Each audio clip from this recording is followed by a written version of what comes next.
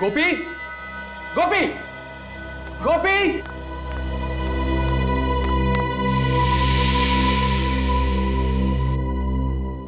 गोपी, गोपी। जी साहब। गोपी, आया साहब। कहां थे तुम? तुम्हें पता है ना कि रोज रात को खाना खाने के बाद मुझे चाय चाहिए होती। जी सर, ला रहा। जल्दी लेकर आ।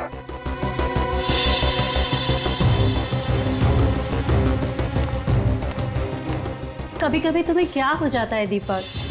तुम्हें पता है ना कि गुस्सा करते हुए तुम बिल्कुल अच्छे नहीं लगते।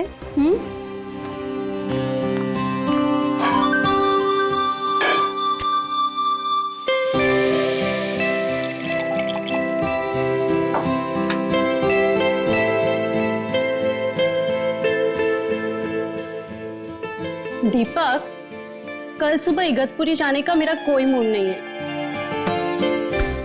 अम्मा डार्लिंग, मूड तो हम लोग बनाने जा रहे हैं ना, तो मूड तो वहां जाकर बन ही जाएगा। क्या बात है, बड़े रोमांटिक हो रहे हो। अरे यही तो उम्र है रोमांटिक होने की। गोपी, गोपी। जी मैम साहब। गोपी, चाय के साथ थोड़ी सी बिस्किट भी ले आना। जी मैम साहब।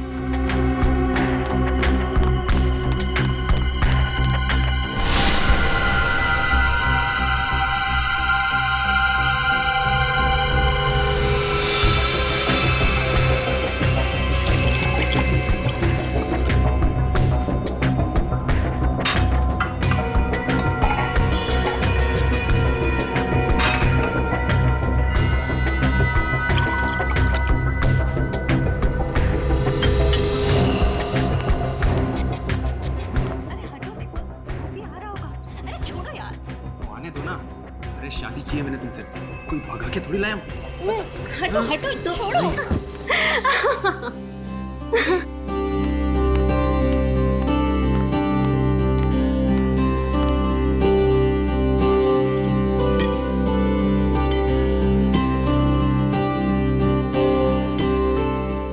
गोपी, तुम्हारी इलायची वाली चाय का तो कोई जवाब ही नहीं, और तुम्हारी जैसी चाय ना दुनिया में कोई नहीं बना सकता। ए सुनो, अभी तुम अपने कमरे में जाओ। कल सुबह में जल्दी उठा देना, हमें 6 बजे निकलना है। जी सर। जाओ।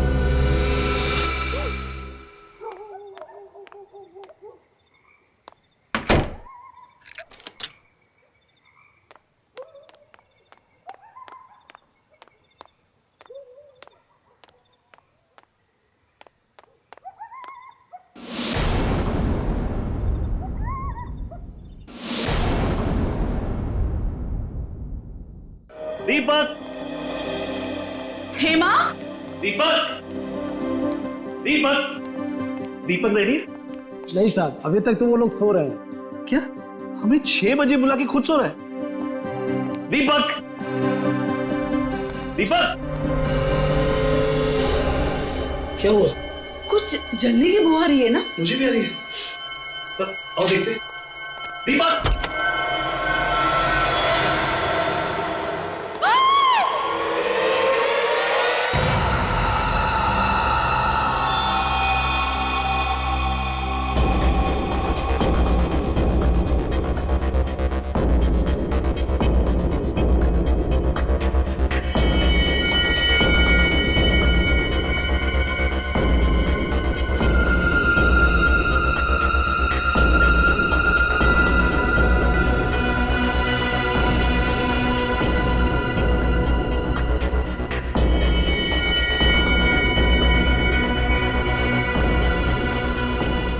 निखिल, सर।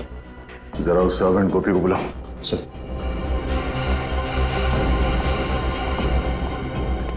गोपी, इधर आओ।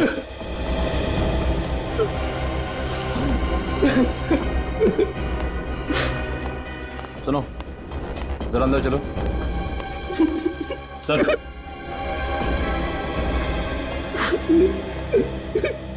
गोपी, कल रात जब यहाँ पे आग लगी तब तुम कहाँ थे? सर, अपने कमरे में सो रहा था। तुम सो रहे थे? तुम्हारे साहब और मेम साहब यहाँ पे चीख रहे थे, चिल्ला रहे थे और तुम खर्राटे मार रहे थे। ऐसी कौन सी नींद है तुम्हारी जो इनके चीखने पे या आग के धुएं से नहीं खुली? अरे नहीं सर, हमारा कमरा नीचे है ना, वहां धुआं नहीं पहुंचा, इसलिए। मगर चीखे तो पहुंची होंगी ना? कान में रुई डाल के सो रहे थे क्या? अरे नहीं सब चीखें नहीं सुनाई थी, नहीं भाग के ना तुमने साहब को बचाता ना, वो तो थोड़ी सी पीनी।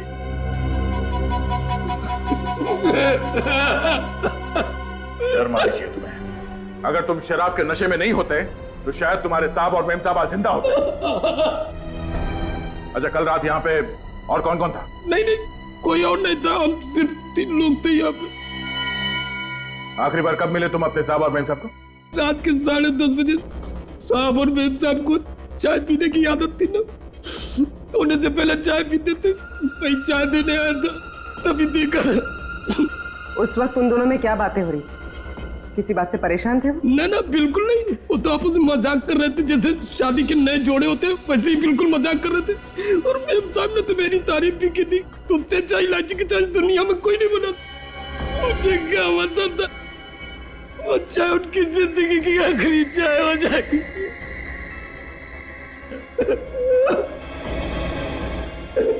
कमाल है, इस कमरे में आग लगी पर पलंग और गद्दे के अलावा यहाँ पे और कुछ नहीं जला। पर सर, जब दीपक और हेमा आग में जल रहे थे वो चुपचाप सोते रहे, वो चीखे क्यों नहीं, चिल्लाए क्यों नहीं, यहाँ से भागे क्यों नहीं? पर कहीं ऐसा तो नहीं कि पहले दोनों को मार के बेड पे सुला दिया और बाद में आग लगा दी? अब ये तो डॉक्टर सालों के ही बताएंगे कि मार के सुलाया है या सुला के मारा है।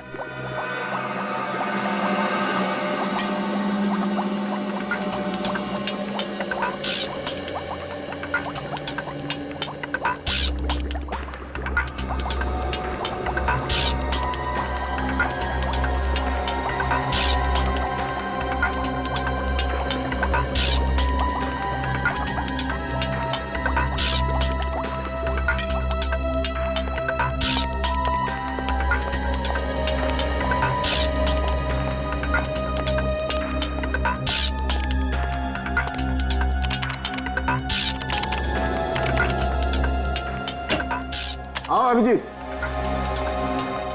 भाई, तुम लोगों का अंदाजा एकदम सही था।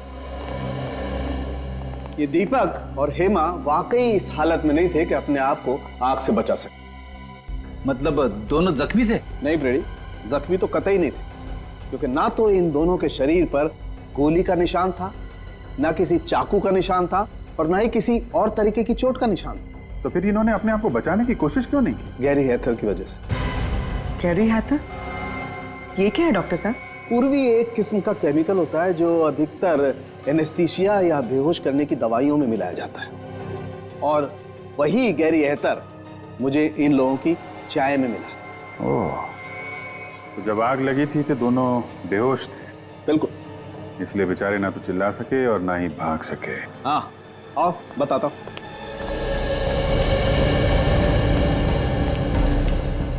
ये देखो, टेबल लैंप के इस वायर को शॉर्ट किया गया। अब जैसे ही ये टेबल लैंप जला होगा, ये वायर धीरे धीरे गर्म होना शुरू हुआ और इतना गर्म हो गया होगा कि इसमें स्पार्क हुआ होगा, और उस स्पार्क की वजह से आग लग गई होगी। ओह, तो आग इससे लगी? ये तो तुम लोग पता करो।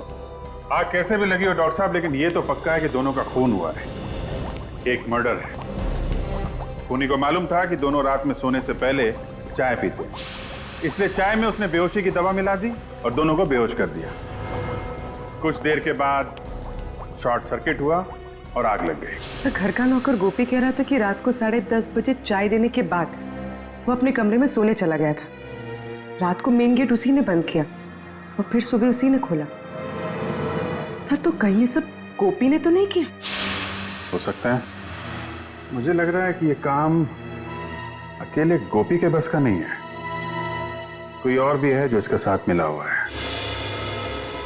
पहले एक काम करते हैं, दीपक और हेमा, इनकी पूरी डिटेल्स निकालते हैं, इनकी पूरी हिस्ट्री।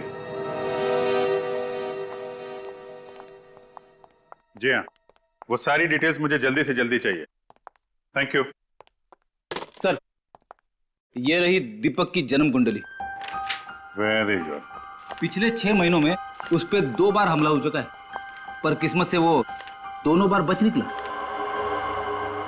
और दोनों बार जब इस पे हमला हुआ तो ये मीटिंग के लिए अकेला जा रहा था। सर अगर ये कोई बिजनेस से रिलेटेड दुश्मनी होती फिर तो उसे दीपक के पार्टनर मनीष को भी अपना निशाना बनाना चाहिए, सिर्फ दीपक ही क्यों? वही तो हैरानी की बात है सर।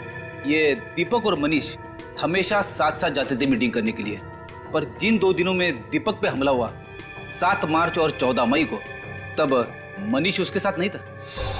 मनीष कैसे साथ होता? दीपक की मौत से सबसे ज्यादा फायदा होगा मनीष को, और दीपक के घर बिना रोक टोक कौन आ जा सकता है?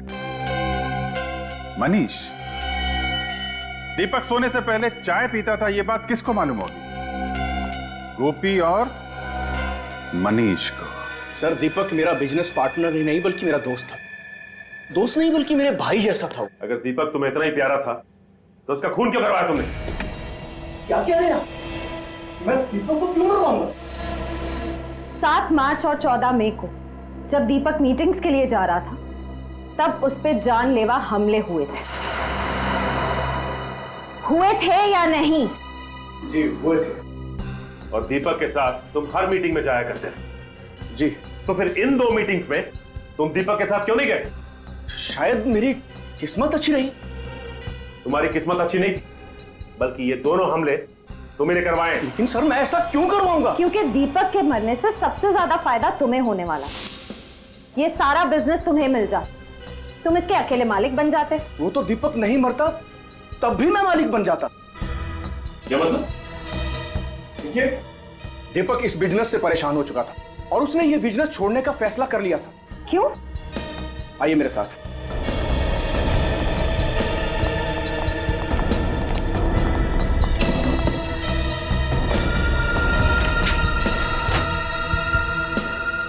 दीपक बिजनेस इनकी वजह से छोड़ रहा था।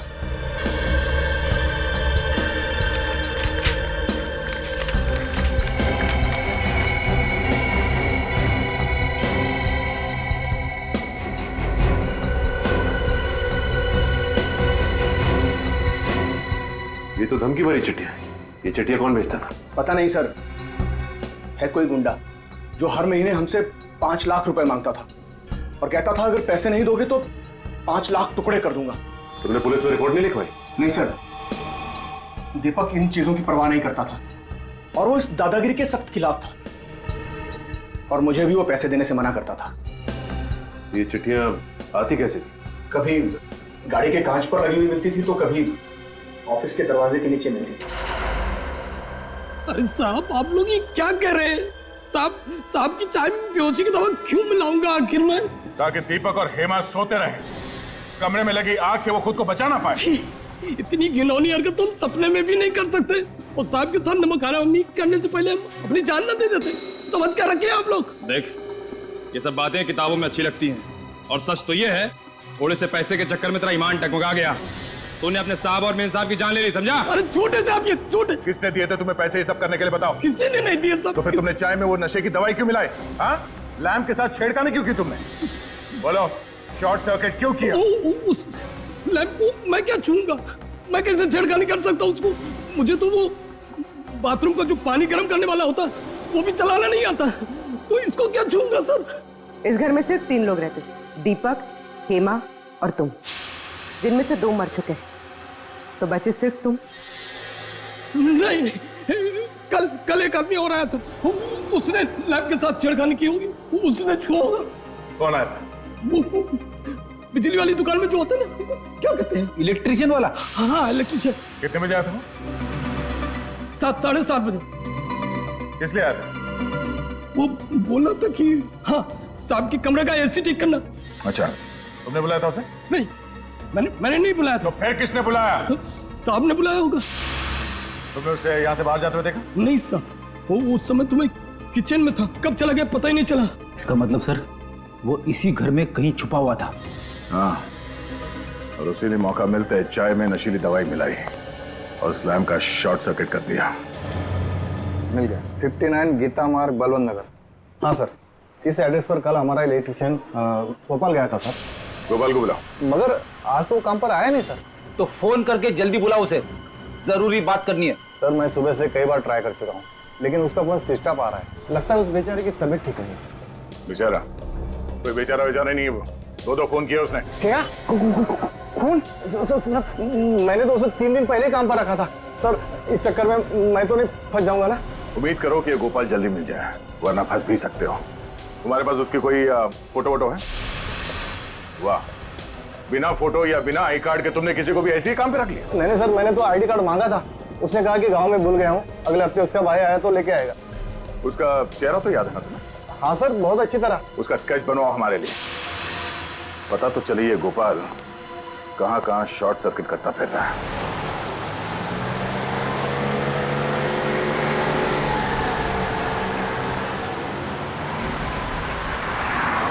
सर उस इलेक्ट्रिशियन ने बहुत लंबी चौड़ी प्लानिंग की दीपक और हेमा को मारने।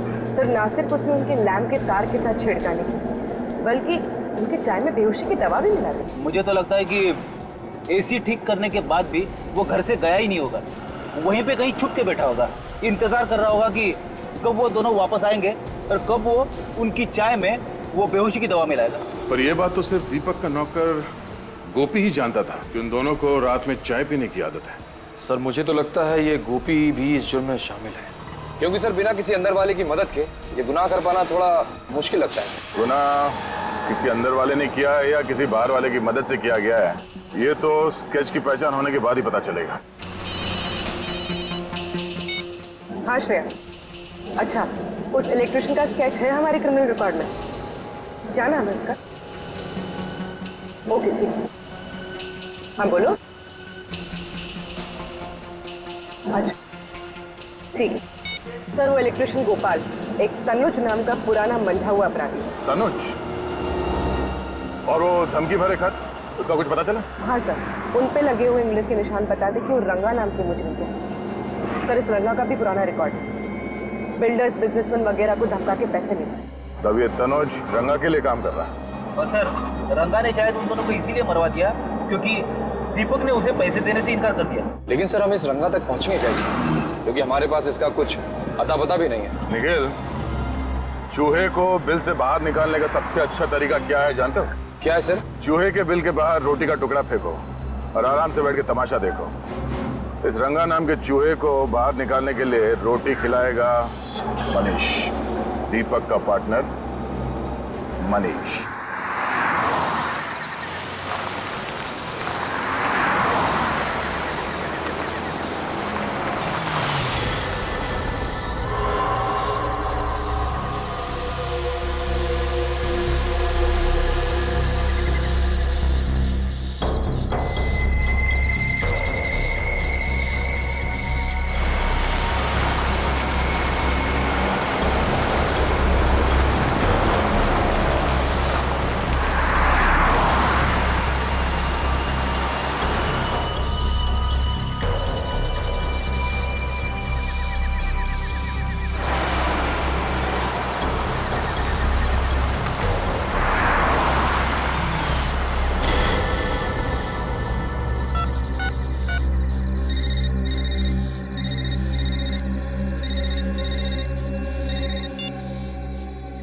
शाबाश, अच्छा हुआ जो तू खुद ब खुद आया।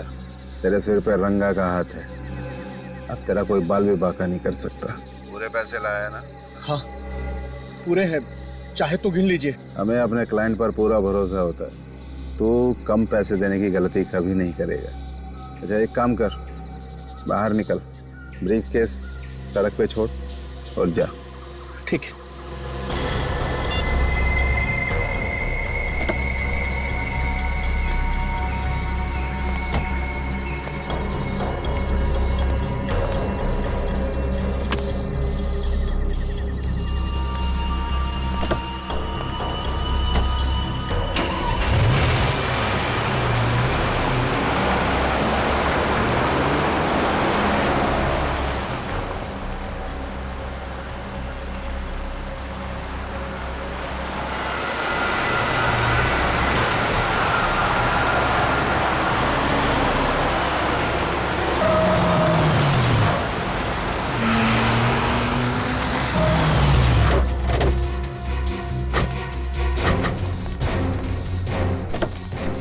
निकल। सीआईडी धोखा किया उसने मेरे साथ, छोड़ूंगा नहीं मैं उसको। सीआईडी के सामने धमकी देता है। विनीत, गाड़ी में से बैग निकालो।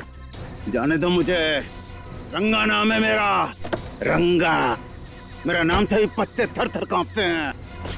और मेरा नाम दया है। मेरा नाम सुन के मुजरिम सूखे पत्ते बन जाते हैं। साहब मुझे माफ कर दो साहब। साहब अब शेर है, मैं चूहा हूँ साहब। मेरा आपका मुकाबला है साहब। दीपक को क्यों मारा? दीपक को मैंने नहीं मारा साहब। मैं दीपक को क्यों मारूंगा साहब? क्योंकि उसने तुम्हें पैसे देने से इनकार कर दिया था। उसके मरने के बाद भी मुझे पैसा कहाँ मिला साहब? साहब मैं तो छोटा मोटा गुंडा हूँ, तो छोटी मोटी धमकी देता हूँ, पैसे ऐडता हूँ साहब। खून करने की तो मैं सोच भी नहीं सकता साहब। झूठ मत बोल। तू जानता था कि दीपक को मारने से बाकी बिजनेस वालों के दिलों में तुम्हारे नाम का डर बैठ जाएगा, इसलिए तुमने अपने साथी तनुज को वहां भेजा इलेक्ट्रिशियन बना के। सोच समझ के लंबी चौड़ी प्लानिंग की थी तुमने खून करने की, क्यों? मगर साहब तनुज अब मेरे साथ काम नहीं करता। एक महीना हो गया उसे मेरी गैंग छोड़े हुए। तो फिर ये तनुज किसके साथ काम करता है? मुझे नहीं पता साहब। हाँ वो कह रहा था कि वो अपनी खुद की गैंग बनाएगा साहब। कहीं इस दीपक की मौत के पीछे इस तनुज की गैंग का हाथ तो नहीं है?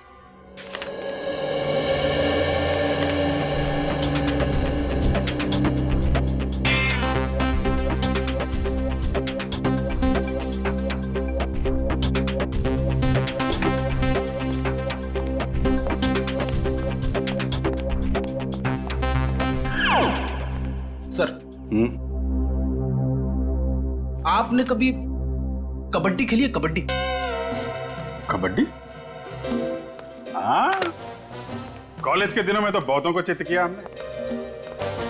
पर ये सवाल पूछ क्यों रहे हो? कुछ मैच वैच होने वाला है क्या? अरे नहीं नहीं सर, दरअसल बात यह है कि तनुज को लेकर मेरे दिमाग में कुछ सवाल आपस में कबड्डी कबड्डी खेल रहे हैं, और जब तक उन सवालों के जवाब मुझे मिल नहीं जाते तब तक मेरी सांस अटकी रहेगी। अच्छा, चलो बताओ, कौन से सवाल है जो तुम्हारे पेट में उछल कूद रहे हैं? पहला सवाल तो ये कि अगर तनुज रंगा की गैंग में है ही नहीं तो फिर उसने ये जुर्म क्यों किया? ना तो दीपक के घर से पैसे चोरी हुए और ना ही उसकी तनुज के साथ कोई पुरानी दुश्मनी थी। दुश्मनी तनुज की नहीं फ्रेडी, किसी और की थी। कोई तो है जिसे दीपक की मौत से बहुत बड़ा फायदा पहुंचने वाला है, उसने ये सब करवाया है। सर एक अजीब सी बात पता चली। हाँ? क्या बात है? सब परसों हाईवे नंबर 47 पे एक एक्सीडेंट हुआ था किसी नरेश का। उसमें भी हस्बैंड और वाइफ दोनों जलकर मर गए थे। अच्छा, उनका इस केस से कुछ लेना देना है? हाँ सर, 4 बातें एक जैसी इन दोनों केसेस में। पहली, नरेश की भी दीपक की तरह नई नई शादी हुई थी। दूसरी, नरेश और उसकी वाइफ दोनों ने खुद को आग से बचाने की कोशिश नहीं की। और तीसरी बात सर, उन दोनों की बॉडी में से भी वही कैरी हैथर नाम का केमिकल पाया गया जो इंसान को बेहोश कर देता है। और चौथी बात? चौथी और सबसे अहम बात सर, नरेश भी दीपक की तरह अमीर सक्सेसफुल बिल्डर था। बिल्डर? हाँ। है कौन ये सिर्फ बिल्डर लोगों को ही निशाना बना रहा है? इस नरेश और उसकी बीवी की बॉडीज कहाँ हैं? सर उन दोनों की बॉडीज पुलिस मॉर्ग रूम में है। एक काम करो, बॉडीज को फोरेंसिक लैब भिजवा दो। सर नरेश कुमार, इनके घर वालों से भी मिलना पड़ेगा। हमारी तो कुछ भी समझ में नहीं आ रहा है साहब कि खूनी कौन होगा।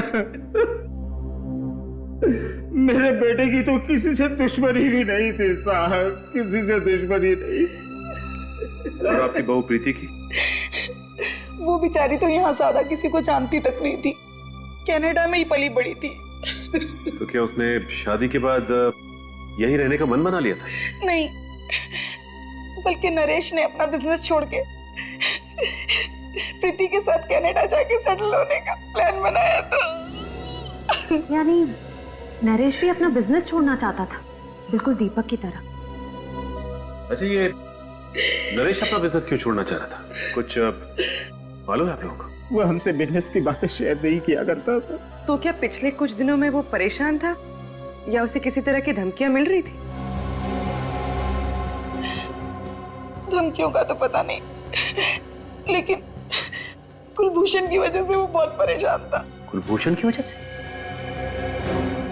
ये कुलभूषण कौन है?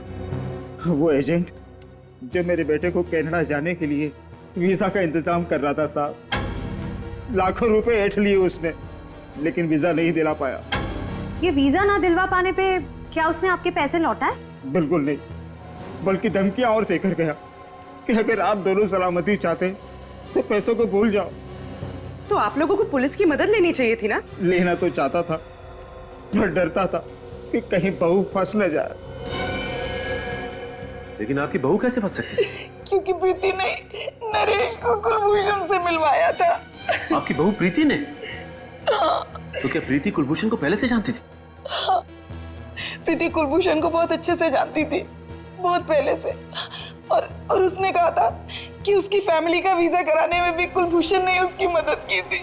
हम आपके बेटे और बहू की फोटो देख सकते हैं? वो दूसरे वाले घर पर है साहब। मेरे बेटे नरेश की मौत के बाद मेरा वहां पर मन नहीं लगता था साहब, इसलिए हम लोग यहाँ पर आ गए। लेकिन फिर भी साहब, मैं आज शाम तक आपको फोटो भिजवा देता हूँ। थैंक्स। लगता है हमें भी कनाडा का वीजा लेना पड़ेगा इस कुलभूषण से।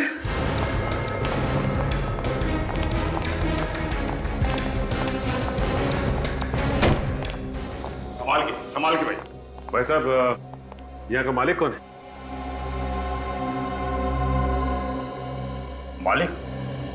मालिक तो आपके सामने खड़ा है। तो आप हैं कुलभूषण? कुलभूषण मेरा किराएदार था जी, आज ही दुकान खाली करके चला गया। कुलभूषण चला गया? अरे चला क्या गया जी, मैंने उसे निकाल दिया। बहुत शिकायत थी उसके खिलाफ कि वो शराफत की आड़ में बहुत गैरकानूनी काम करता है। भाई साहब, ठीक तरह से निकालिए, कभी भी आ जाएगा, कहेगा मेरा फोटो खराब कर दिया। भाई साहब, ये बताइए कि आपके पास उसकी फोटो तो होगी ना? फोटो तो मेरे पास है, और मैं आपको क्यों दिखाऊं? क्यों? देखिए, हम लोग सीआईडी से, और हमें शक है कि कुलभूषण का हाथ दीपक नाम के बिल्डर के खून में भी। वो दीपक कुमार जो 2 दिन पहले अपने घर में जलकर मर गया था? जी हम उसी की बात कर रहे हैं। एक मिनट। ये वो एग्रीमेंट है जिससे दुकान को मैंने किराए पर दिया था। मैं उससे सिग्नेचर करवाने लाया था। उसका फोटो इसमें है, देखिए।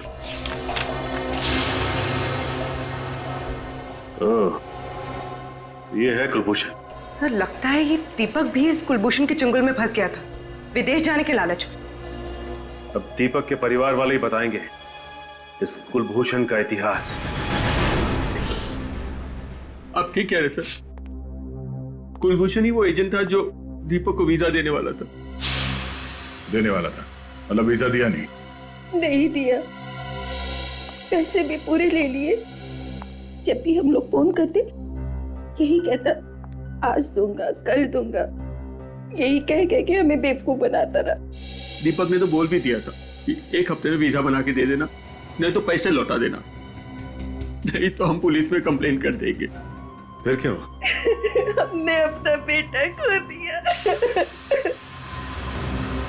अच्छा, अब दीपक को धमकी वाली चिट्ठियां आती थी, इसके बारे में कुछ मालूम है आप लोगों को? नहीं, दीपक ने इसके बारे में कुछ नहीं बताया हमें।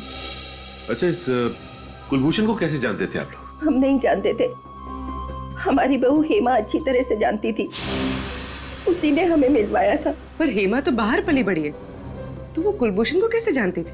मुझे नहीं मालूम। नरेश को कुलभूषण से मिलवाया उसकी बीवी प्रीति ने, और दीपक को मिलवाया हेमा ने। और सर, हेमा और प्रीति दोनों ही कुलभूषण को अच्छी तरह से जानती थी, विदेश में पली बड़ी होने के बावजूद। लगता है प्रीति और हेमा दोनों का आपस में कोई ना कोई कनेक्शन है।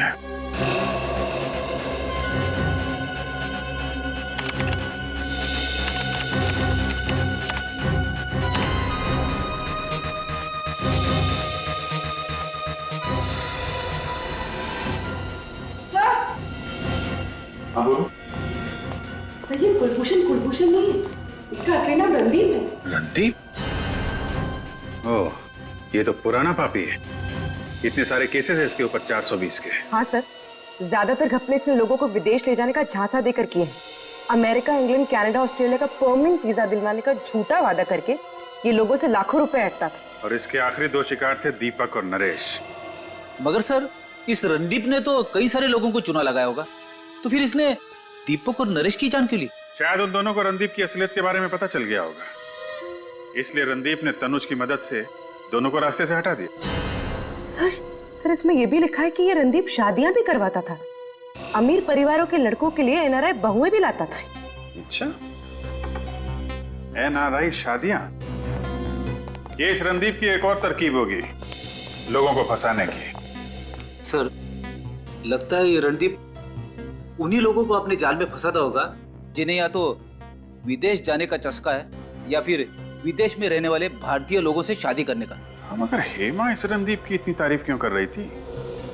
दीपक के माता पिता ने बताया था ना कि कुलभूषण हेमा को काफी सालों से जानता था। पर सर दीपक के माता पिता तो ये भी कह रहे थे कि हेमा ऑस्ट्रेलिया में पली बड़ी है, फिर इसका इंडिया में रहने वाले 420 रणदीप से पाला कैसे पड़ गया?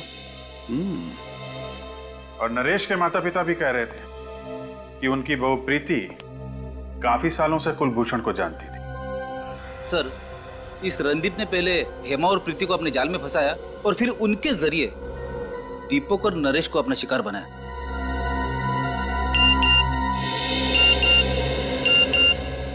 नरेश के पिता का एमएमएस, हमने उनसे प्रीति की फोटो मंगवाई थी ना, शायद वही होगा। हाँ सर, ये प्रीति है। सर ये तो हेमा है। ये इसका मतलब हेमा और प्रीति दोनों एक ही हैं। ये क्या चक्कर है?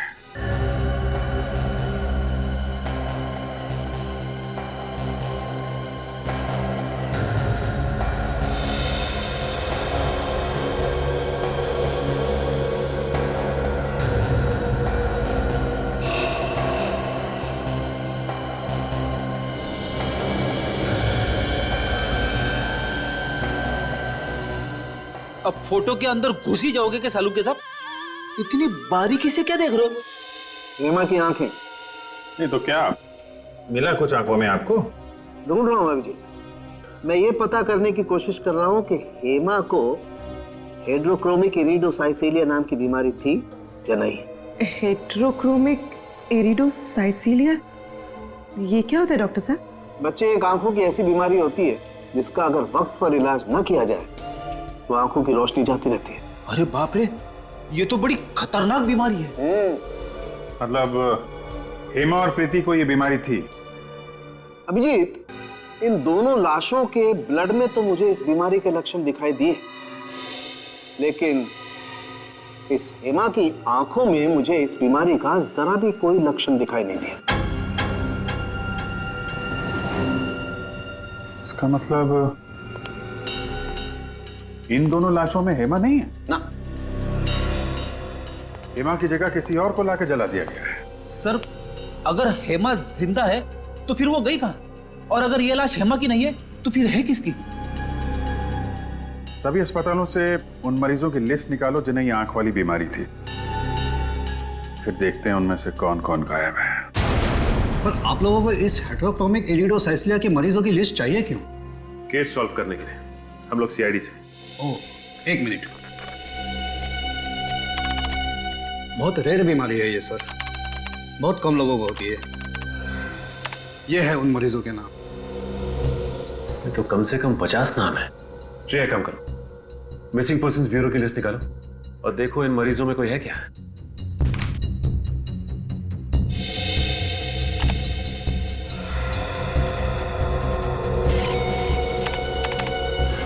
सर, आभा का नाम है इसमें। सर, गौरी का भी है।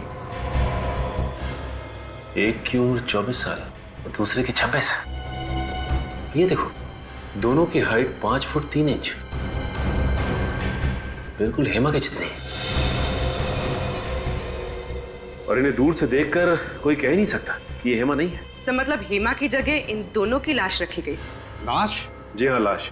हमें शक है कि आभा और गौरी इन दोनों का खून हो गया है। ये तो बहुत बुरा हुआ सर। भगवान इन दो मासूम बच्चियों के साथ ऐसा कैसे कर सकता है? ये दोनों तो अपना इलाज कराने के लिए विदेश भी जाने वाली थी। विदेश जाने वाले थे? ओह, अब बात समझ में आई। इसका मतलब ये दोनों लड़कियां कुलभूषण से मिलने गई थी वीजा के लिए, और जैसे ही कुलभूषण ने इन दोनों लड़कियों को देखा कि ये दोनों हेमा जैसी दिखती हैं, उनका काम तमाम कर दिया उसने। श्रेय, काम कर, जरा देखो इस लिस्ट में किसी का प्रोफाइल मैच करता है। सर,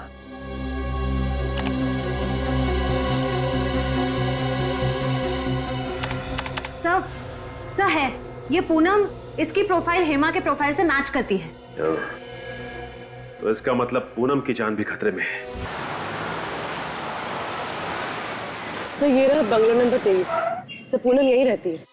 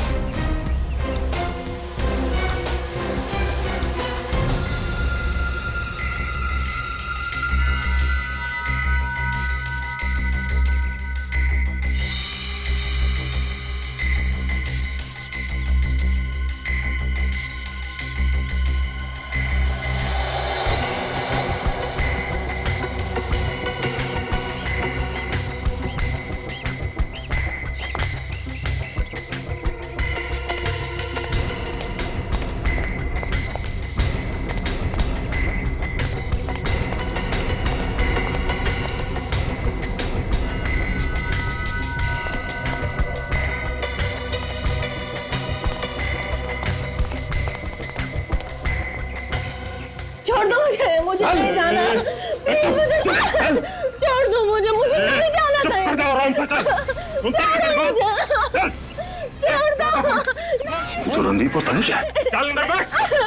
यदि तो पूनम को जबरदस्ती लेके जा रहे हैं, लगता है एक और अमीर आदमी को मारने का प्लान है। चल अंदर बैठ।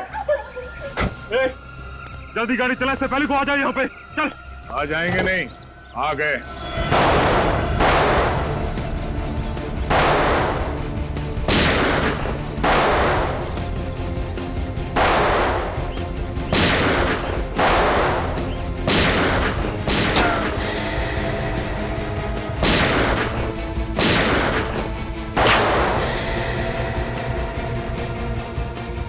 विनीत, कवर करो मुझे। Yes sir.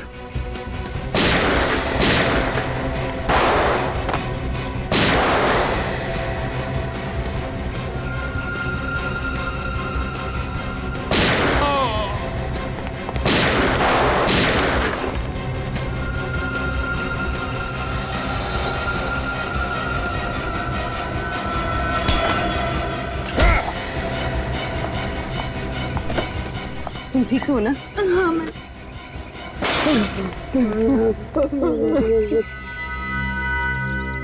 मेरी भतीजी, वो चुन चुन कर अमीर लोगों को फंसा कर शादी करते, और मैं उन्हें वीजा का लालच देकर लाखों रुपए ऐंठ लेता था। और जब तुम लोगों को महसूस हुआ कि ये मुर्गी और सोने के अंडे नहीं देगी, तो तुम लोगों ने दो खून कर दिए, एक लड़के का और उन मासूम बेचारी लड़कियों का जिन्हें आंखों की बीमारी है। हाँ?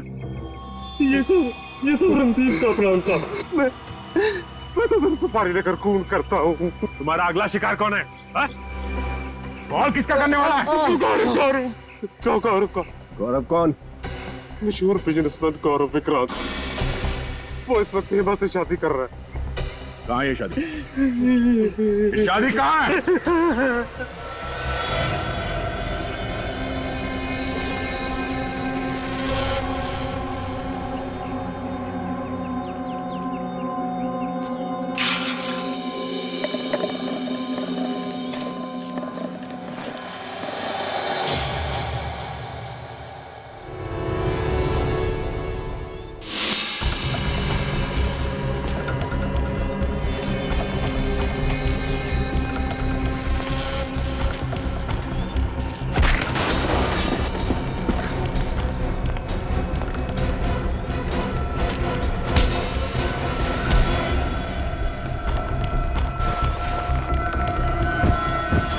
जिस पल का मुझे बहुत दिनों से इंतजार था, आज वो पल आ गया है तनिषा। तुम्हें पता है, तुमसे शादी करना मेरी जिंदगी का सबसे अहम फैसला है। गलत। गलत? सबसे सही फैसला तो ब्राजील जाने का है ना गौरव? गौरव ब्राजील जाए या ना जाए, तुम जरूर जाओगी जेल।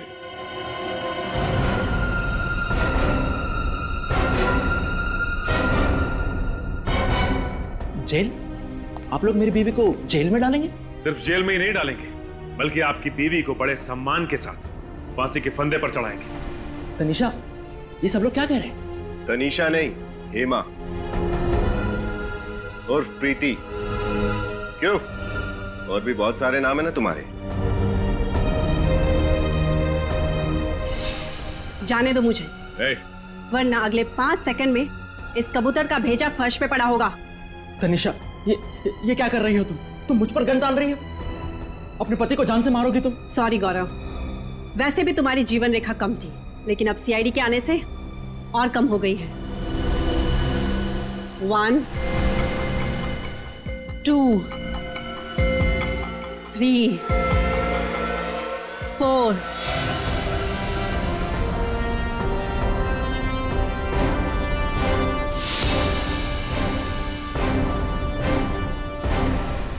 जाने दो मुझे। जाने दूं?